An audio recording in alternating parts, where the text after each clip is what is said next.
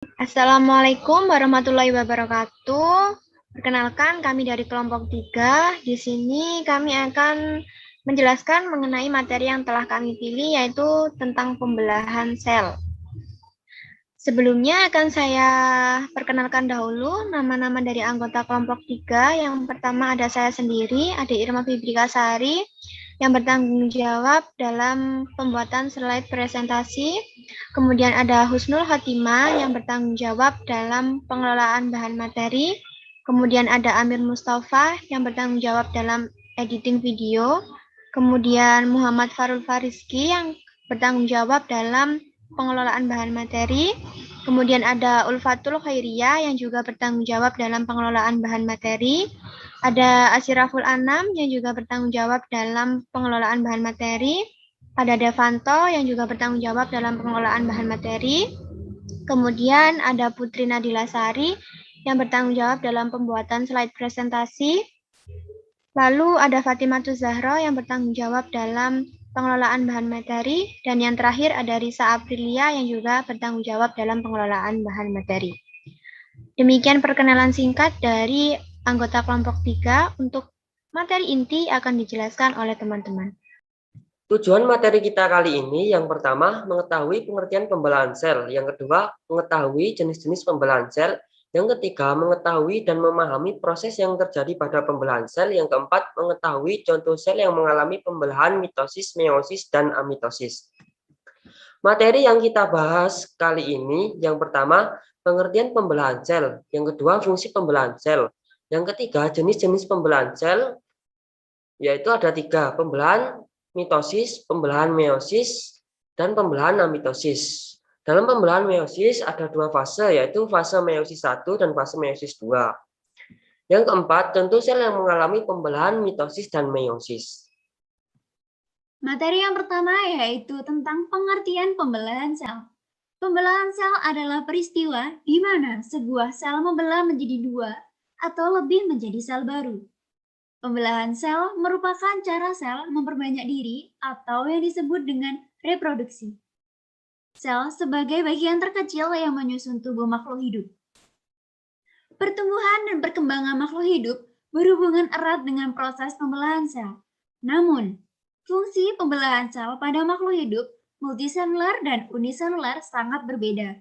Meski intinya sama, yaitu perbanyakan sel. Selanjutnya, sel sendiri mengalami pembelahan untuk yang pertama, pertumbuhan. Makhluk hidup dapat bertumbuh karena sel-selnya bertambah banyak. Semakin banyak sel dalam makhluk hidup, maka semakin besar ukuran makhluk hidup itu. Yang kedua, perbaikan. Ketika tubuh terluka, setelah beberapa waktu bagian tubuh yang luka akan menutup seperti semula. Pada bagian tubuh yang terluka, sesungguhnya terjadi kerusakan jaringan. Perbaikan kerusakan jaringan pada tubuh merupakan hasil proses pembelahan sel. Yang ketiga, reproduksi atau perkembangbiakan. Salah satu ciri makhluk hidup adalah berkembang biak untuk melestarikan keturunannya dengan beranak dan bertelur. Fungsi pembelahan sel. Sel-sel dalam tubuh makhluk hidup mengalami pembelahan untuk membentuk sel-sel baru. Sel-sel ini nantinya akan membentuk jaringan hingga organ-organ di tubuhnya.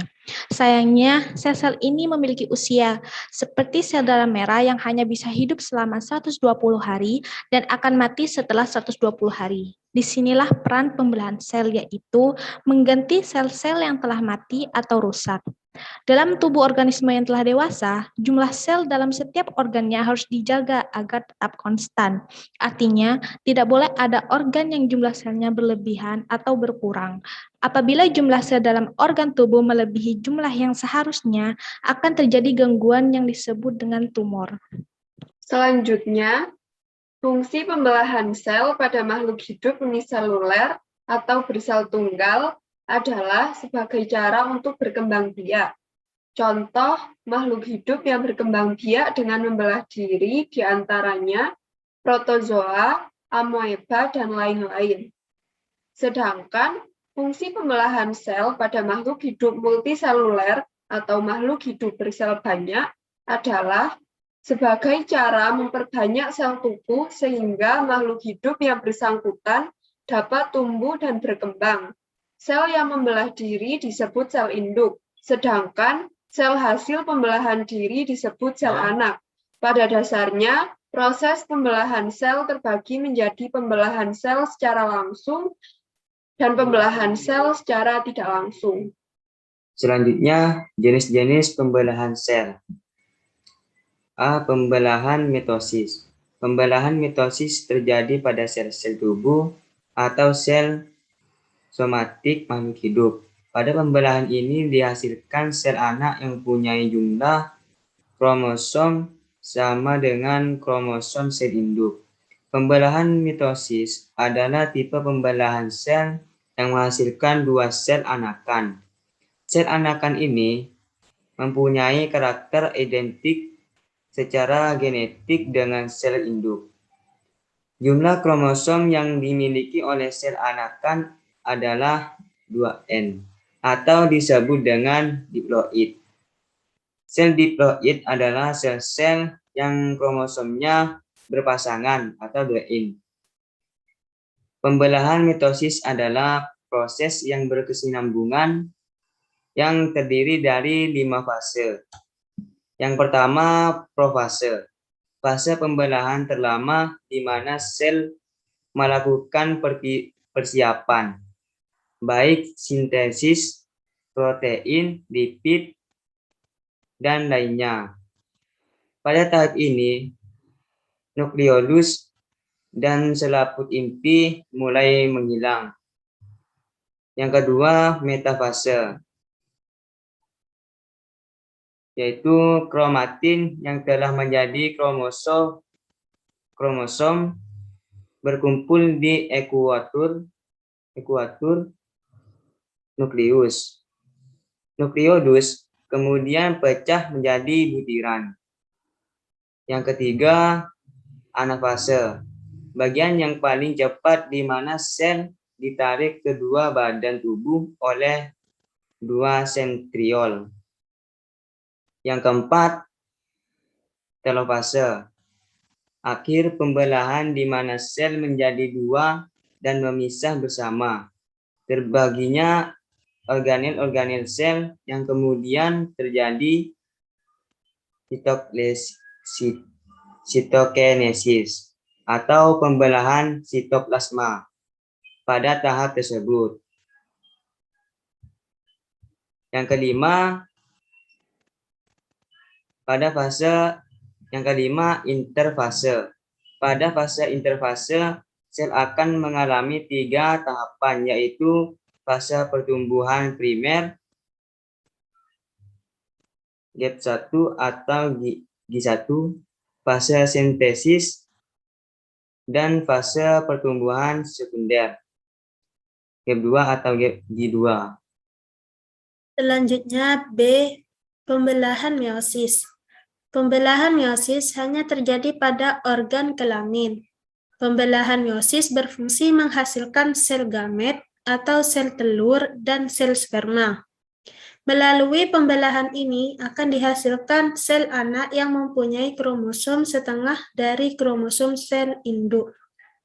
Fase-fase pembelahan meiosis mirip dengan fase-fase pembelahan mitosis. Pembelahan meiosis berlangsung dalam 2 tingkat, yaitu meiosis 1 dan meiosis 2. Yang A, fase meiosis 1. Fase ini dimulai setelah replikasi kromosom induk untuk menghasilkan kromatid yang identik pada fase S. Pada awal profase 1, kromosom memendek, menebal, dan berduplikasi. Yang B, fase meiosis 2. Dalam fase 2 ini, jumlah kromosom yang dipertahankan konstan selama reproduksi seksual. Proses ini juga menghasilkan variasi genetik karena persilangan.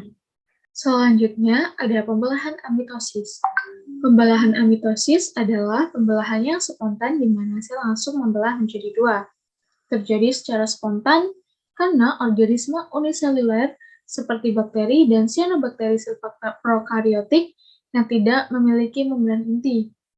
Pembelahan amitosis umumnya terjadi pada organisme uniseluler yaitu organisme yang hanya tersusun oleh satu sel seperti bakteri dan cyanobacteria.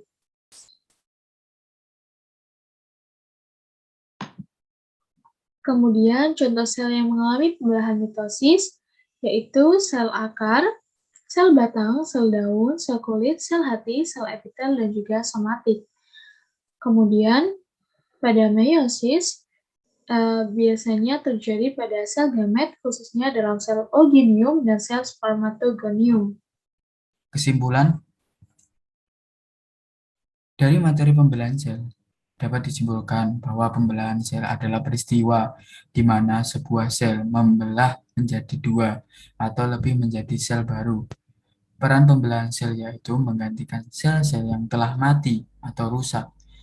Memiliki dua fungsi yaitu pada makhluk hidup uniseluler dan multiseluler. Sedangkan untuk memperbanyak diri, sel dapat melakukan metode pembelahan diri yaitu mitosis, meiosis, dan amitosis. Mitosis sendiri bertujuan untuk membelah sel menjadi dua anak sel dengan karakteristik yang sama. Meiosis bertujuan untuk menghasilkan sel gamet atau sel reproduksi dengan sifat berbeda. Sedangkan pada metode amitosis, pembelahan sel terjadi secara langsung, yaitu juga tidak memiliki fase atau tahapan pembelahan. Pembelahan sel berfungsi menggantikan sel-sel yang telah mati.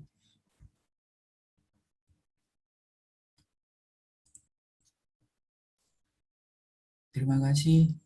Apabila kelompok kami ada salah kata, mohon maaf yang sebesar-besarnya. Saya akhiri. Wassalamualaikum warahmatullahi wabarakatuh.